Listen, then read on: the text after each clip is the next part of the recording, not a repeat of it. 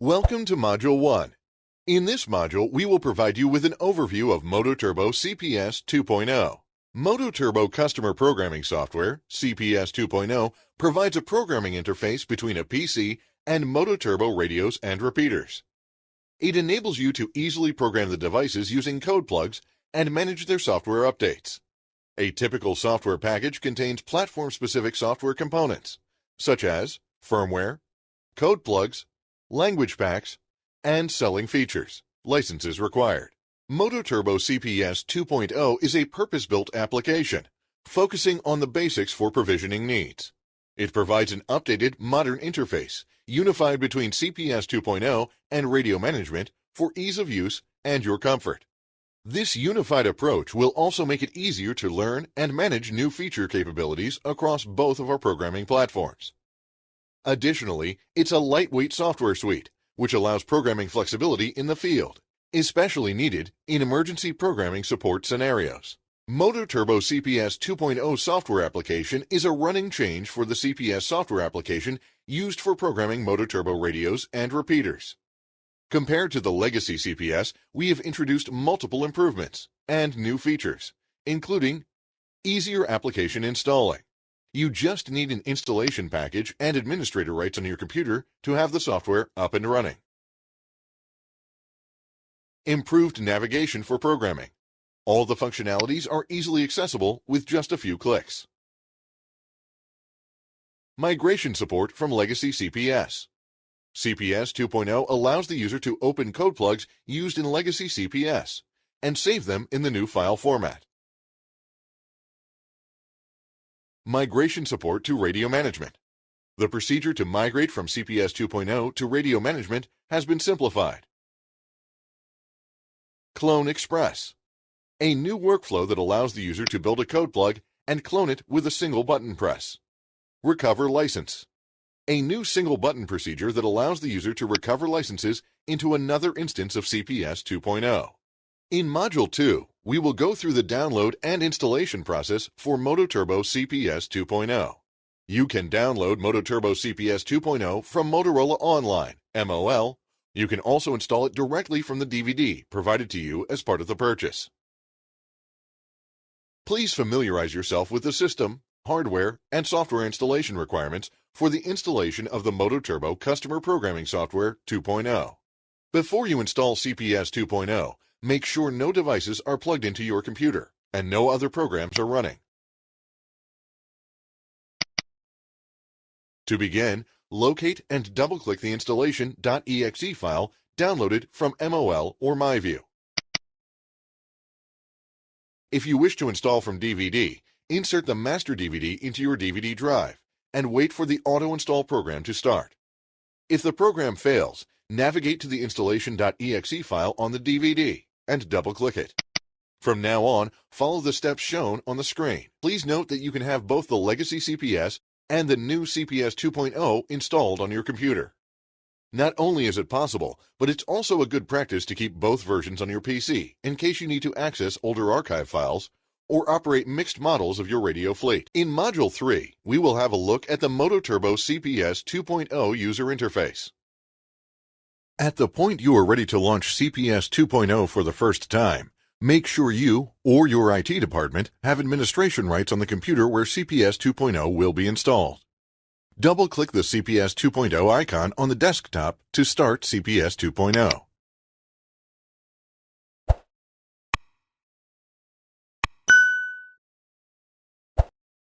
In this section, we'll take a look at the GUI of CPS 2.0. If you wish to learn more about a particular GUI section, please navigate to its specific topic in this module. The main screen of the application can be divided into 4 sections: the menu bar, the action bar, set categories, and the information pane. Let's start with the menu bar together with the action bar right below it.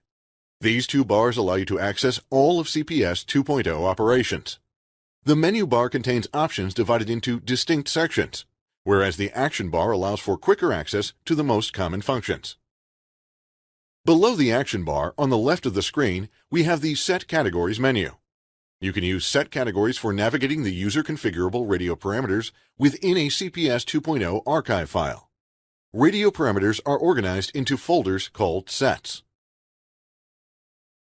Right above the Set Categories menu, you can see the navigation path. It is useful when you click through sets and need to quickly navigate to a particular radio parameter. Moving down from the Set Categories menu, you can see the information windows. As you edit parameters within a configuration, the information windows provide validation, warning, search, and help details. The last element of the CPS 2.0 main screen is the information pane. After navigating to a particular set, the programming pane shows the available radio parameters. In this section, we will take a closer look at the menu bar of MOTOTRBO CPS 2.0. It's located at the top of the CPS 2.0 window, and it consists of 5 menus: File, Device, Licenses, Tools, and Help. Let's start with File. This menu allows you to perform basic operations, like opening and saving a new file, generating reports from the current CPS 2.0 status, closing the currently opened archive, opening recently used files, and finally exiting the application. Let's move on to the Device menu. In this menu, you can read the data of the radio currently connected to CPS 2.0, write data to the device, clone data from one device to another, make sure they are similar models, or if you have a fleet of similar radios, you can quickly clone data to all of them by clicking Clone Express. Below Clone Express, you can upgrade the code plug of a device and write new firmware to that device. In case you need to refresh the radio by writing the firmware files to the device along with the default code plug, you can use the Recover function. The next menu is Licenses. Here you can register, view, recover, and activate device and application licenses. Let's move on to Tools. The Tools menu allows you to quickly access the Customer Programming Software (CPS 2.0) settings and to import voice announcements. By default, the English voice announcements provided with the CPS 2.0 are already imported. Now let's go to the last menu, Help. The Help window is used to display context-sensitive help for fields used within configuration and sets. The Help window only appears when a configuration is being edited. In this section, we will take a closer look at the action bar. As you can see, some of its options are grayed out and unavailable at this moment. To make them active, we have to open an archive. Let's do that by clicking Open and selecting a sample archive. Let's choose an archive and click Open. By default, there will be a message confirming a successful opening. Let's click OK. As you can see, the action bar consists of functions available in the menu bar. Its main purpose is to allow you to quickly access the most commonly used functions. The first 2 functions, Open and Save, come from the File menu. Next to them, we have 5 functions from the Device menu: Read, Write, Clone, Clone Express, and Update. The last 2 functions on the action bar are Register and Activate from the Licenses menu. CPS 2.0 has a new code plug file format, .ctb2, as compared to the legacy CPS one, .ctb. While the new file format is incompatible with the old software, the old file format can be opened and edited both with the legacy CPS and CPS 2.0. However, when you open it in CPS 2.0, you can save it only in the new file format. This allows better migration from CPS to CPS 2.0, and eventual migration to radio management, which also supports .ctb2 files. CPS 2.0 has 4 methods to aid the user's error detection capabilities. These include validation results, warning messages, search results, and help. They are located on the bottom of the screen under the dockable tabs and are customizable to allow the user to move and dock them to any area of the screen according to preference. The validation results window displays error conditions within the configuration. The following columns are available from the validation results table. Path, a path within the configuration to the field containing the error. Error code, an internal error code that identifies the error within the system. Description, a description that provides details of the error. Actions, when a refresh icon, reset value, is displayed in the Actions column, the validation error can be automatically resolved by clicking the icon. and the user is taken to the set associated with the error. The Warning Messages window displays warnings that appear in configurations. For example, if you've provided a value which is out of range for the field, you'll get such a notice. The Search Results window allows the user to search for fields and field values when editing configurations. The Help window is used to display context-sensitive help for fields used within configurations and sets. The four methods which aid the user's error detection capabilities, validation, results, warning messages, search results, and help, are located on the bottom of the application under dockable tabs. They are customizable to allow the user to move and dock them to any area of the screen according to preference. To dock a tab, first open it. Now, turn off the auto-hide functionality of the window. Now, the window is docked as default. Once the window is docked, you can click on the header and drag the window to the desired location. If you want to dock it into the UI, drag and drop the window to specific icons which appear on the screen. When you hover over the icons, the highlight will show you where the window will be docked. Note that when you move to different sections of the screen, new docking icons appear.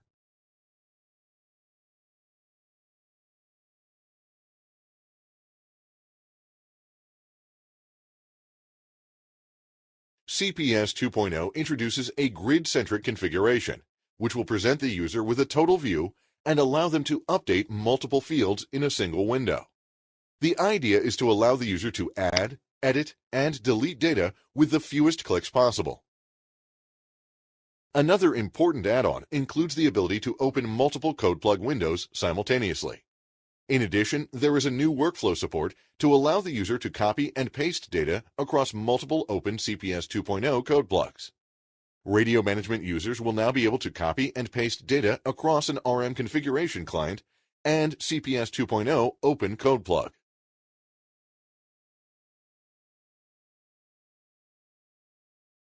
CPS 2.0 introduces the concept of sets and configurations for programming and organizing radio fields. A set is a logical group of related radio fields. For example, the general settings set contains fields that are not specific to a given radio feature, but generally apply to radios. Additionally, most sets are grouped into folders to make them easily accessible. The CPS 2.0 application is used to access and program radio fields within sets. A configuration is a collection of sets grouped into folders that make up a complete device configuration. Different types of configurations are associated with radio models, versions, and options.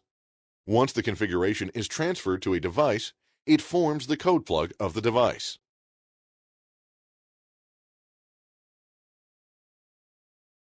A big quality of life improvement has been introduced to contacts management in CPS 2.0.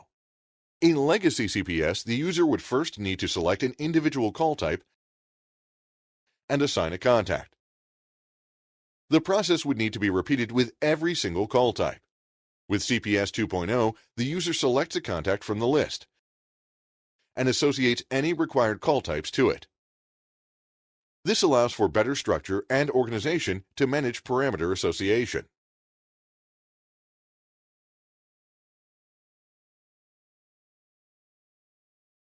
In Module 4, we will go through the key workflows with MOTOTRBO CPS 2.0.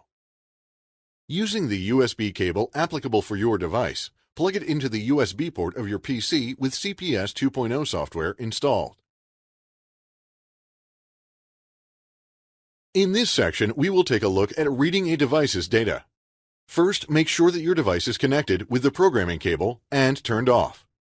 Now, power on your device and wait for your PC to detect it. When you hear a system sound, your device can be read. Now, you can use a combination of Ctrl plus R or click the Read button from the action bar. A loading bar appears. It might take some time to read your device.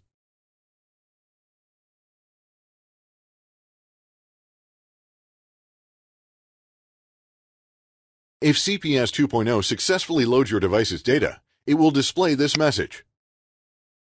You can scroll up and down to display all the information in this tab. Alternatively, you can use the Set menu to navigate through the data. Let's go to Device Information. Here you have all the information relevant to this particular device.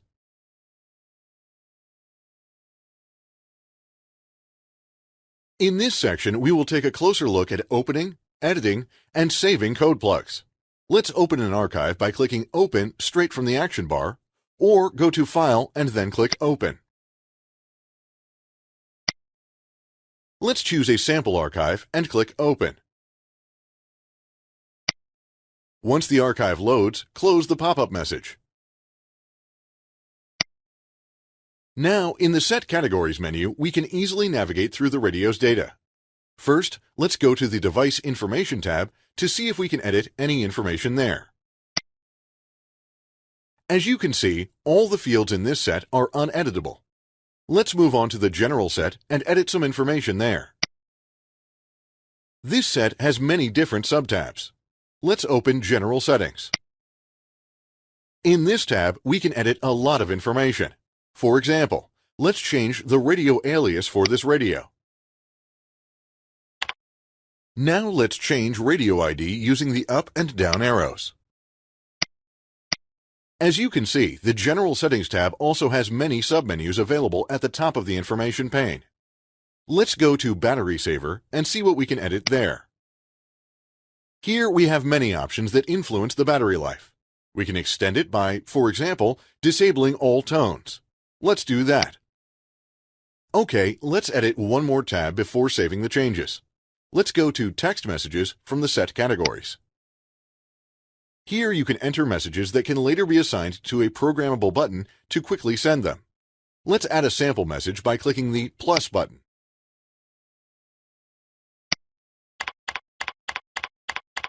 Now, if you don't save the changes and click the X button, the system will display a warning message. In this pop-up window, you can either save the new configuration or discard all the changes. For now, let's close the window by clicking Cancel. Let's try saving the archive using the Save function from the action bar. The system prompts us to change the name of the file in order to be able to save it. Let's click OK and go to File menu and select Save As. Now, change the name of the file and hit Save.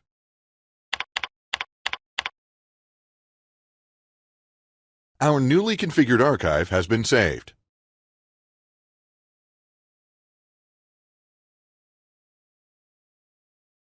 In this section, we will take a look at updating a device. First, make sure that your device is connected to your PC with a programming cable and turned on. Now let's click Update from the action bar. You can also use the Ctrl+U combination. A window with our connected device model opens. Let's slide to the right to see all available entries. Now, to select available update packages for our radio, we have to open the Firmware Version selection menu. In this case, we have one update package available. Let's select it. Notice how the Update button has become available. Let's click it to initiate the update. It might take a couple of minutes to update your device.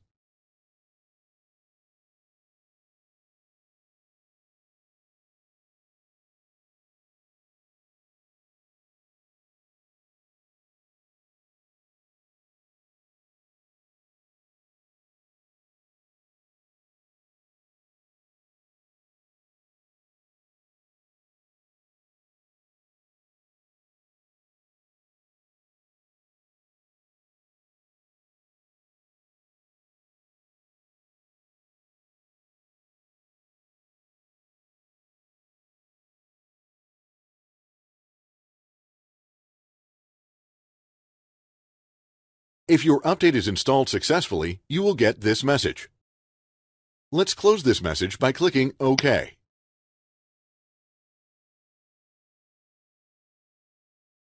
In this section, we will take a look at writing data to a device. Remember to write any changed data to your device. Otherwise, the changes will not be saved. First, make sure your device is connected to your PC via the programming cable. Now, with our device connected, let's open a code plug that we want to write to our device. Click Open from the action bar. Let's choose a sample archive and click Open. Click OK to close the message. Now with the code plug open, let's write it to our radio. We can do that from the device menu, straight from the action bar by clicking Write, or by using the key combination Ctrl+W. Let's click Write from the action bar. Now we have to wait until the application finishes the operation.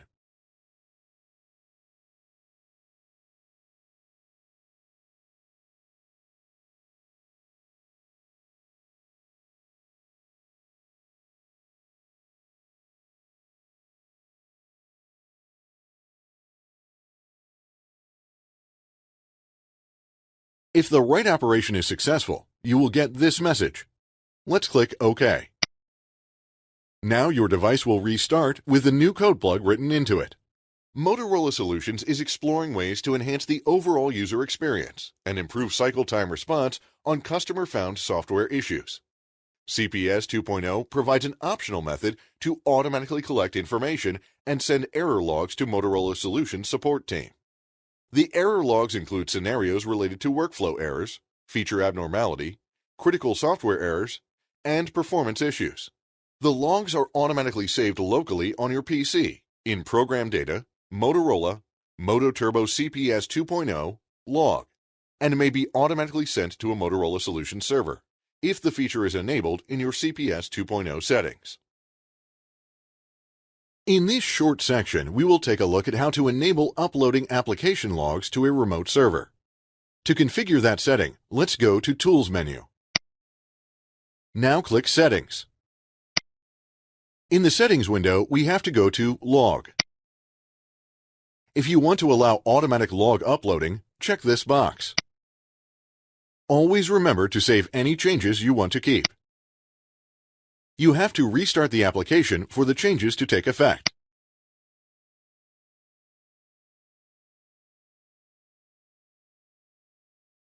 The voice announcement set allows the user to map Motorola pre-recorded voice files to operation items, configure the voice announcement parameters, and load the voice file from CPS 2.0 into the radio.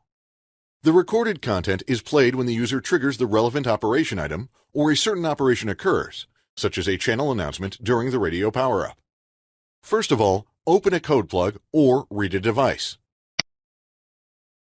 Once the configuration is loaded, open General folder and then Voice Announcement Set. File list contains all the audio files which you can assign to different triggers. To add a file, click the Add button. Now you can see all available audio files that you can add to your file list. If you want to add more audio files, add them to the Voice Announcement folder located in your CPS 2.0 installation folder, and they will appear on the list. Select the audio files you want to use and click OK.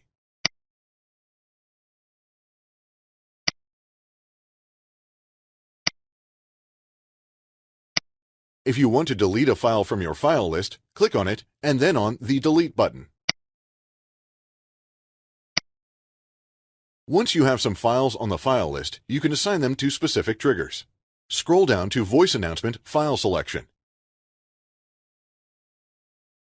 Here you can see a list of events. If you click on the editable field next to it, you will be presented with a list of audio files you can assign to it. You can also use the Set Voice Files option, which automatically configures a voice file to each parameter under File Selection that is set to None if the file name of the voice file matches the parameter name. You can also clear all voice file selections by clicking on the Clear Voice Files button. In this section, we will cover language packs.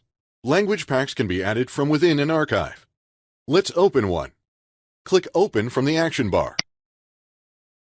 Select an archive and click Open. Let's close the pop-up window with a success message. Now, with our archive open, let's navigate to General tab in the Set Categories menu. Once the tab extends, go to Language Packs. As you can see, the language pack list for this archive is empty. Let's add some languages to this list. To do that, click the plus icon. A list of available language packs expands. Let's choose a language and click OK. Now the language is added to this archive. If you want to add this newly configured archive to a radio, connect it with a programming cable. Once connected, write the data to the radio using the write function.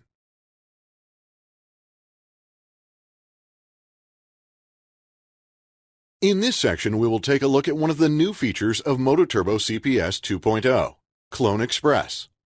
Clone Express allows you to quickly clone a code plug to your connected radio. Make sure that your radio is connected with a programming cable and turned off. Then turn on your radio. Once connected, open a new archive via Open on the action bar. Select the archive that you want to clone to your radio and click Open. Make sure that the archive is for a similar radio model as your target radio. Wait for the archive to open and then click OK to close the pop-up message. Now with our archive opened and radio connected, let's click Clone Express on the action bar. In the menu, we can see our connected radio.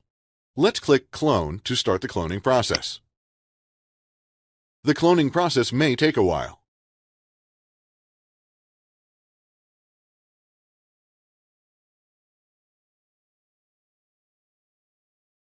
If your cloning is successful, it will display this message. Click OK to close the message. In Module 5, we will have a look at licenses in MOTOTRBO CPS 2.0. You can manage two types of licenses in CPS 2.0, application licenses and device licenses. Application licenses allow users to add features to the CPS 2.0 application, such as 20-25 kHz channel bandwidth or analog mode support. Device licenses allow you to apply different features to radios and repeaters, such as text-to-speech or enhanced privacy. To get access to licenses in CPS 2.0, go to the menu bar on the top of the window and click Licenses. You will be presented with all the options regarding licenses.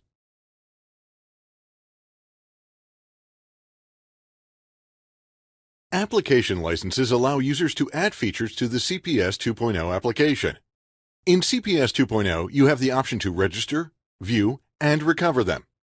Let's start with the View option. Let's click on it. Here you can see the whole list of application licenses available for you. They are grouped according to the feature's name, applicable region, and their status.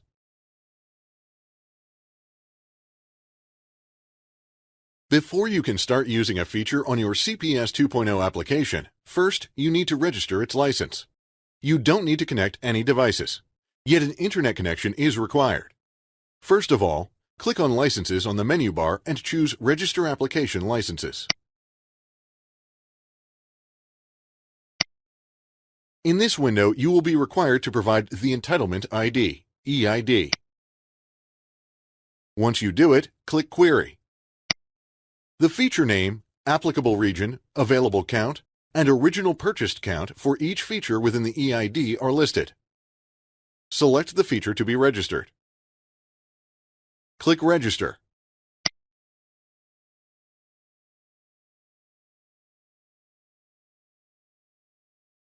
Registering Application Licenses dialog box appears and provides status of the registration process. After registration completes, the success message is shown. CPS 2.0 is now enabled to use the registered feature.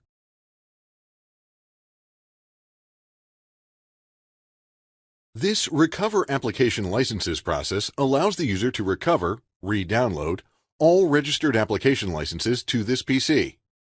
On the menu bar, click Licenses, and then Recover Device Licenses. The Recover Application Licenses status dialog box appears and provides status of the recover operation. After the licenses have been recovered, the success message appears. Click OK. Device licenses allow you to apply different features to each radio and repeater. In CPS 2.0, you have the option to register, activate, view, and recover them. Let's start with the View Registered Devices option. It allows you to view the devices that have been registered to the features within an EID. Let's click on it.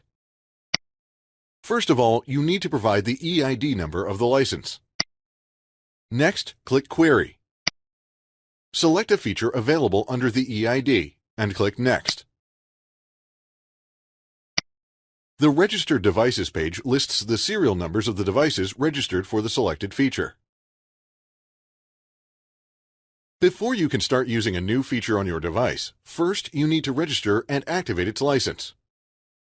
First of all, click on Licenses on the menu bar and choose Register Device Licenses, or click on the Register button in the action bar. In this window, you will be required to provide the Entitlement ID, EID. Once you do it, click Query. The feature name, applicable device region, available count, and original purchased count for each feature within the EID are listed. Under the Select column, enable the checkboxes for the licensed features that you want to register. Click Next.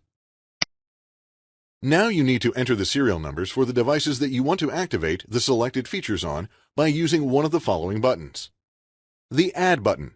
A row will be added to the grid and you need to provide the serial number of the device. The File to Grid button. You can import the serial numbers from a comma-separated variable .csv file. The Add All Connected Devices button. The serial numbers from all the connected devices will be added to the grid.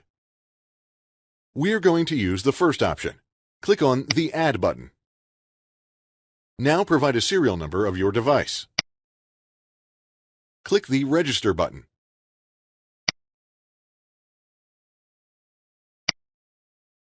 Registration Status page lists all serial numbers targeted for registration, the feature registered, and the registration status.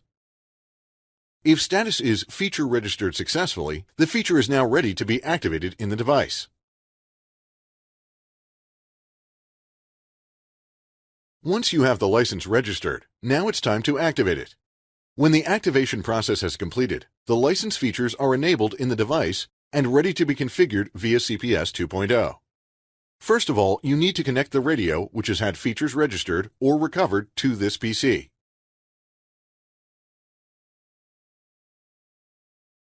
Open CPS 2.0 application and click on Licenses on the menu bar and choose Activate Device Licenses, or click on the Activate button in the action bar. Now, CPS 2.0 reads the device automatically and determines if there are any registered devices features ready to be activated. Select the features to activate in the connected device. Click Activate.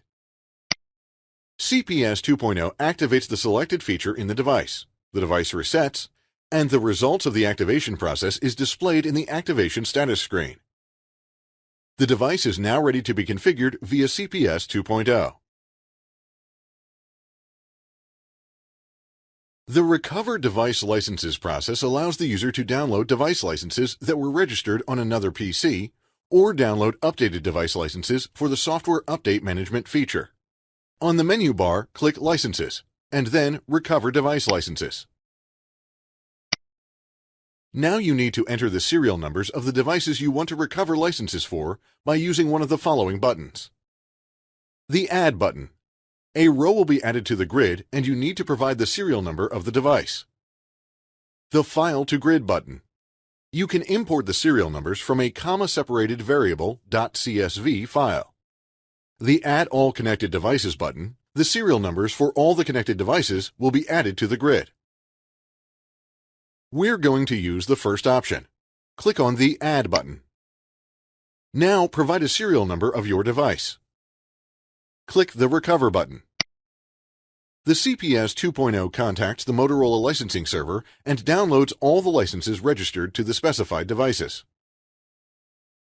Recover Device Licenses status page lists the serial number and features recovered for the specified devices.